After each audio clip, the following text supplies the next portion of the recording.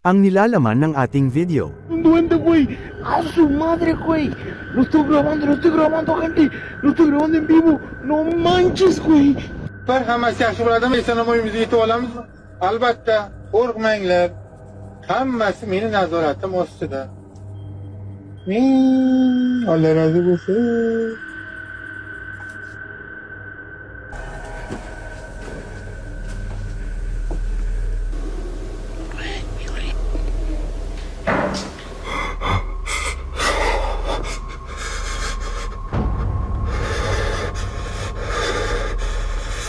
Hoy.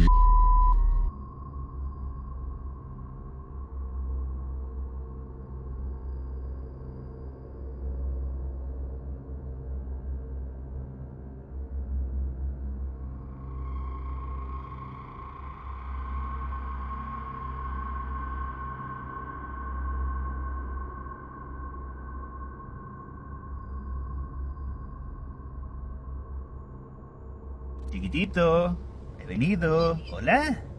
Mula sa lantern na tumupok sa buong kabahayan, ang nakakatakot na mansyon ng mga multo hanggang sa mga duwende na nakuhanan ng kamera, naririto ang 6 na video na siguradong hindi magpapatulog sa inyo ngayong gabi. Pero bago ang lahat, huwag kalimutang mag-subscribe, i-like at pindutin ang notification bell para lagi kang updated sa ating mga bagong video.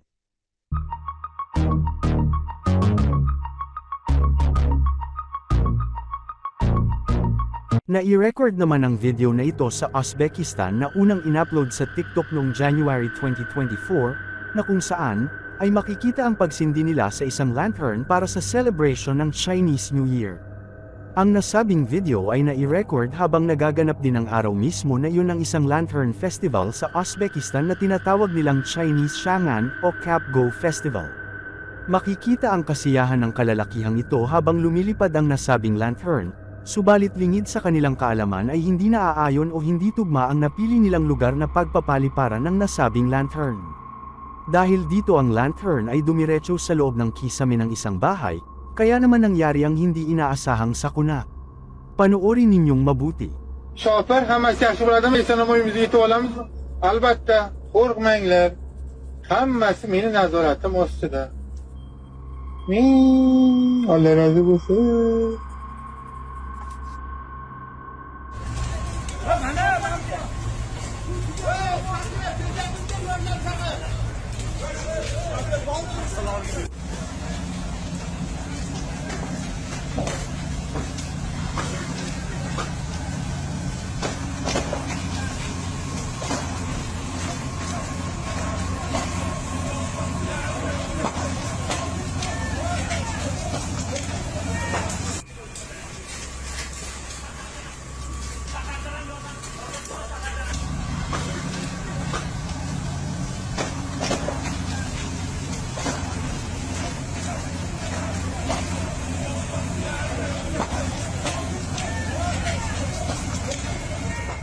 Makikita sa video ang pagpasok ng sinindihan nilang lantern sa kisame ng isang bahay na naging sanhi ng sunog na agad namang kumalat sa buong kabahayan.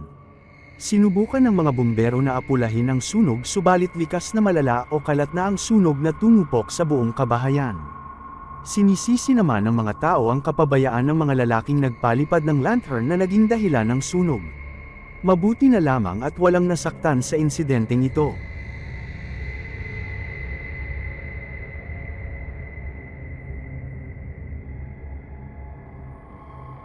Ang video namang ito ay nagmula sa YouTube channel na Vishal's Life on Wheel, na kung saan, habang ginaganap at sineselebrate sa Hindu ang tinatawag nilang Holi, ay bigla na lamang may nakuhanan ng kanilang kamera ng isang kababalaghan.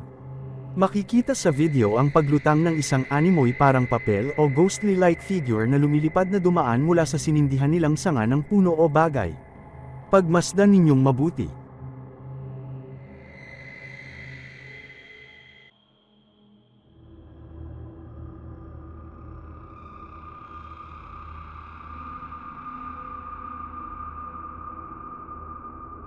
Kung inyong pagmamasdan mabuti, tila ba isa itong ibon na nagmula sa langit na bumaba sa lupa.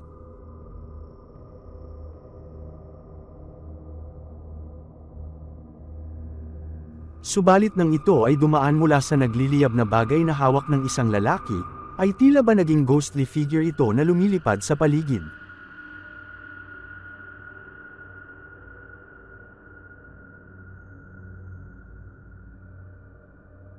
Isa ba itong ibon na phoenix na nabuhay nang dumaan ito mula sa nagliliyab na apoy?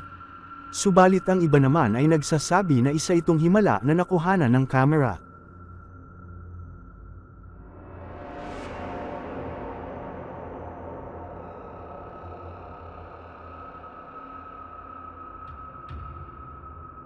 Si Sam Aldridge, ang kanyang asawa at 2 anak ay nakatira sa isang malaki at magandang tahanan na matatagpuan sa New Bern, North Carolina ng bansang Amerika, at ito ay itinayo pa noong mga 1950s, bagamat ang kanilang bahay ay napakalaki at napakaganda. Subalit ayon naman kay Sam, ang nasabing kanilang bahay ay may malagim na nakaraan. Sa katunayan, ang isa sa dating nagmamay-ari ng kanilang bahay ay namatay sa loob ng master bedroom na matatagpuan sa itaas ng bahay. Dito rin ay nakahukay ng 2 hindi ma-identified na bangkay sa kanilang likod bahay at hindi rin nila alam kung ano ang sanhi ng kanilang ikinamatay. Si Sam at ang kanyang asawa ay palaging nakakaranas ng mga kababalaghan at hindi maipaliwanag na pangyayari sa loob mismo ng kanilang tahanan. Naniniwala sila na ang kanilang bahay ay isang haunted house. Palagi rin nilang napapansin ang kanilang aso na si Loki na animoy laging may nararamdaman at may nakikita sa loob ng kanilang tahanan. He has no shot collar, no shot collar at all. In fact, I'm gonna go ahead and take this off just so you'll know that there's nothing there. Come on, bud. Hey, it's okay. It's okay, buddy.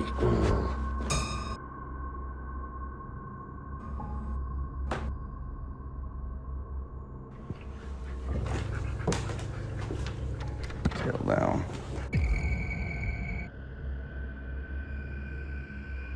Oh, I posted it.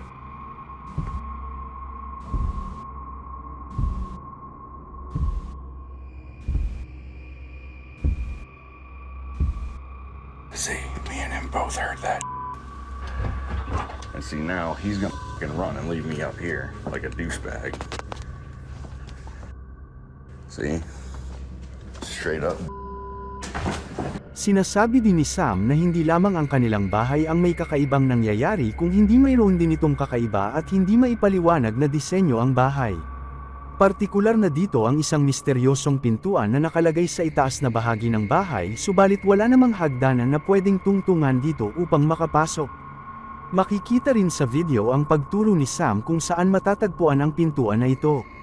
Subalit habang nagre-record siya sa loob ng pintuan na ito, ay may makukuhanan siyang isang nakakatakot at nakakakilabot na pangyayari. Panoorin ninyong mabuti. You can kind of see just how high up that door actually is if you're on the bottom floor. Yeah, you're looking at 10 plus 8, so you're looking at least 18 feet from your feet coming down.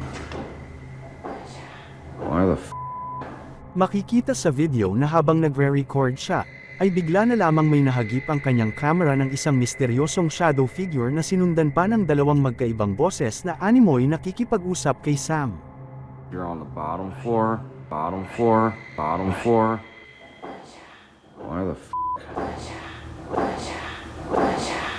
Dito ay walang idea si Sam kung ano ang nakuhanan ng kanyang camera habang ini-explain na ang nasa loob ng pintuan ay isang attic storage na space.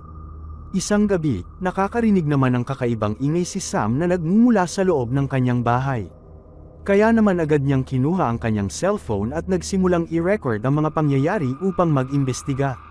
Subalit lingid sa kanyang kaalaman ay may naghihintay palang nakakakilabot na pangyayari na kanyang ikakagulat at ikakatakot. Panoorin ninyong mabuti.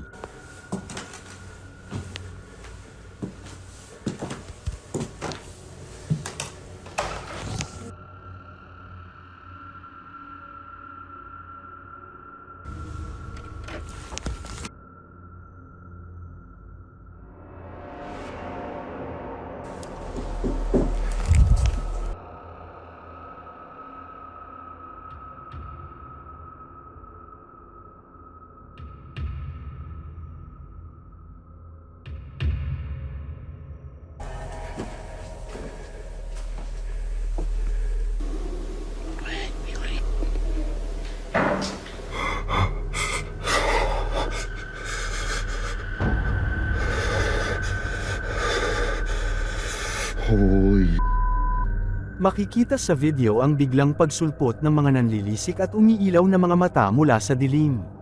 Subalit kung ano man ang nilalang na ito na ikinatakot ni Sam ay bigla naman din itong naglaho na parang bula. Subalit hindi lamang ito ang nakakakilabot na nakuhanan ni Sam sa loob ng kanyang pamamahay.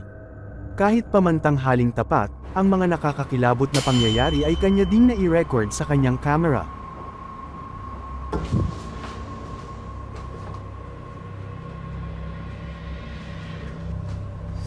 Maririnig sa video ang malakas na tunog buhat sa kanyang likuran, subalit nang tiningnan naman ni Sam ito ay laking gulat niya sa kanyang nakita.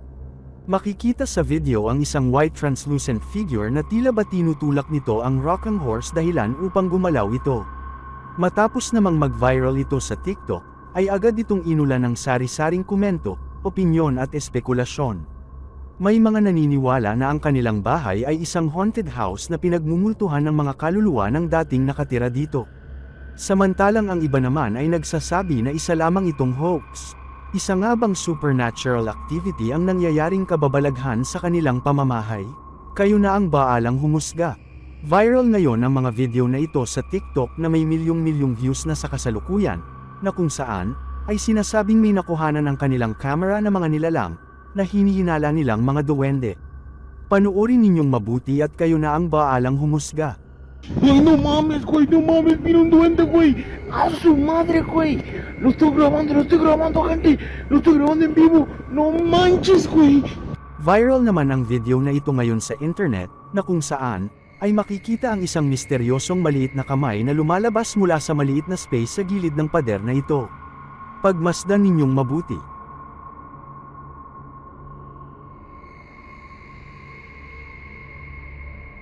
Makikita sa video ang isang misteryosong maliit na kamay na lumalabas mula sa space o pagitan ng tila ba tumpok ng putik o dumi at pader. Matapos naman itong mag-viral ay agad itong inulan ng sari-saring opinyon at espekulasyon mula sa mga viewers. May nagsasabi na kamay ito ng isang nilalang na duwende na animoy may kinakapa ito mula sa labas ng pader. May mga nagsasabi din naman na maaaring isa lamang uri ito ng hayop.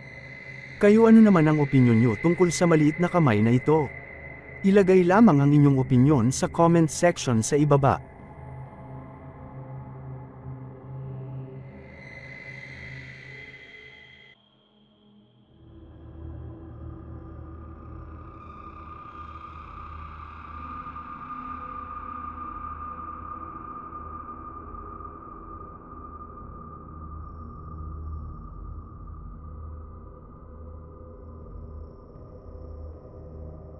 Chiquitito, he venido. Hola.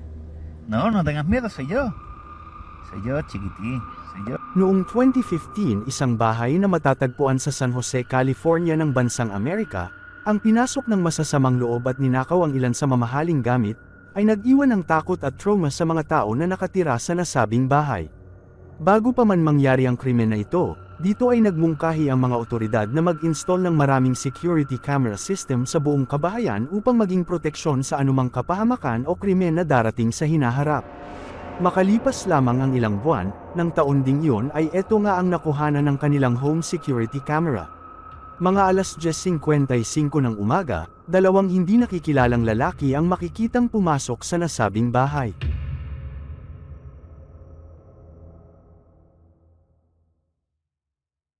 Dumaan ito sa likod bahay, at nagkataon naman na hindi nakalock ang pintuan nito sa likod bahay.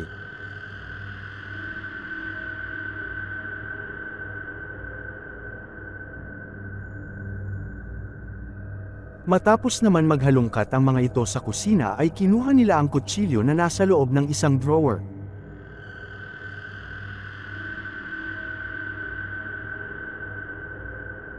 Makikita rin na pinutol pa ng isang lalaki ang linya ng telepono.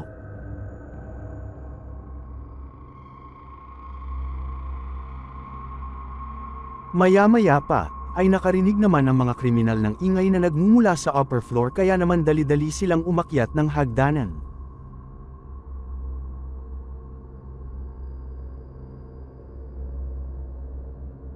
Ang sister-in-law ng may-ari ng bahay, Ang ina nito at ang anak niya ay hinarangan ang pintuan upang hindi makapasok ang mga magnanakaw sa kanilang room matapos nilang marinig na may pumasok sa kanilang bahay.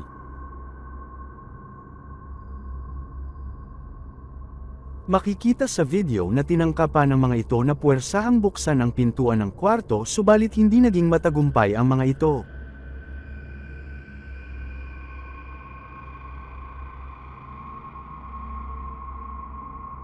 Umalis lamang ang mga ito nang sumigaw sila na tumawag na sila sa pulis kaya naman sa takot ng mga kriminal ay tumakbo na lamang sila ng matulin papaalis ng nasabing bahay.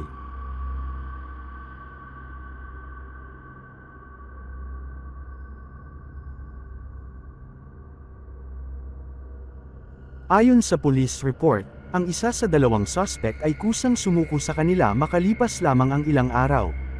Ang suspect ay nakilala na may 17 taong gulang na kusang sinurrender ang sarili sa San Jose Police Station. Matapos ang isinagawang investigasyon at pagtatanong sa nasabing lalaki ay agad naman itong ikinulong sa Santa Clara County Juvenile Hall. Mabuti na lamang at walang nasakta na sinuman sa mga nakatira sa nasabing bahay.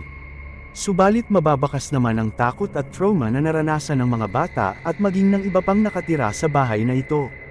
Kaya naman mas pinaigting ng may-ari ng bahay ang seguridad ng kanilang pamamahay upang maiwasan na ang ganitong pangyayari sa hinaharap. Maraming salamat sa panonood, hanggang sa muli nating kwentuhan.